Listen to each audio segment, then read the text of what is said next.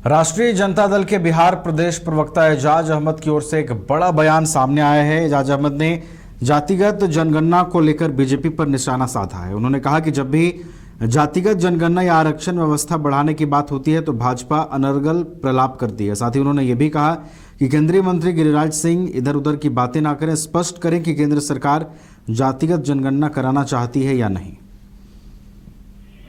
जनगणना की बात होती है या आरक्षण व्यवस्था बढ़ाने की बात होती है तो भारतीय जनता पार्टी राजनीति करना शुरू कर देती है। ये राजनीति का समय नहीं है। गिरिराज जी, स्पष्ट कीजिए और बताइए कि भारतीय जनता पार्टी और केंद्र की सरकार जातीय जनगणना कराने से डर क्यों रही है, जातीय जनगणना के प्रति गंभीर क्यों नहीं है।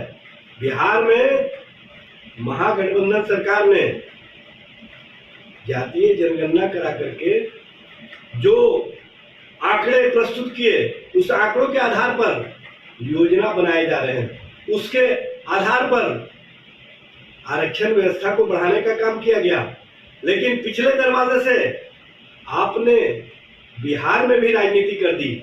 जबकि बिहार सरकार की ओर से बिहार कैबिनेट ने प्रस्ताव भेजा था केंद्र सरकार को कि इस आरक्षण व्यवस्था को जो 65% की गई है उसको 9वीं अनुसूची में शामिल किया जाए, लेकिन डबल इंजन सरकार आरक्षण के प्रति कभी भी गंभीर नहीं है।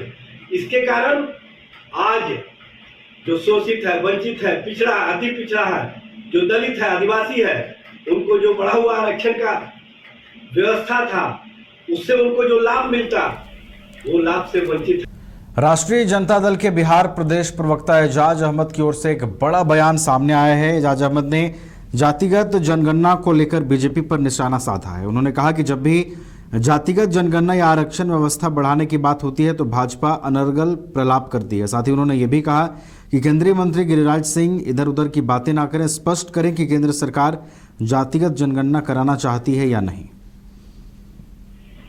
जनगणना की बात होती है या आरक्षण व्यवस्था बढ़ाने की बात होती है तो भारतीय जनता पार्टी राजनीति करना शुरू कर देती है। ये राजनीति का समय नहीं है। गिरिराज जी, स्पष्ट कीजिए और बताइए कि भारतीय जनता पार्टी और केंद्र की सरकार जातीय जनगणना कराने से डर क्यों रही है, जातीय जनगणना के प्रति गंभीर क्यों नहीं है।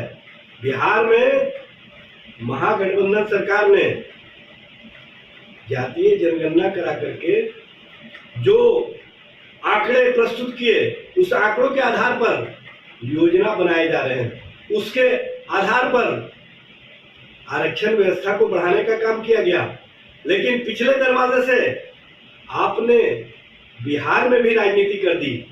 जबकि बिहार सरकार की ओर से बिहार कैबिनेट ने प्रस्ताव भेजा था केंद्र सरकार को कि इस आरक्षण व्यवस्था को जो 65% की गई है उसको 9वीं अनुसूची में शामिल किया जाए, लेकिन डबल इंजन सरकार आरक्षण के प्रति कभी भी गंभीर नहीं है।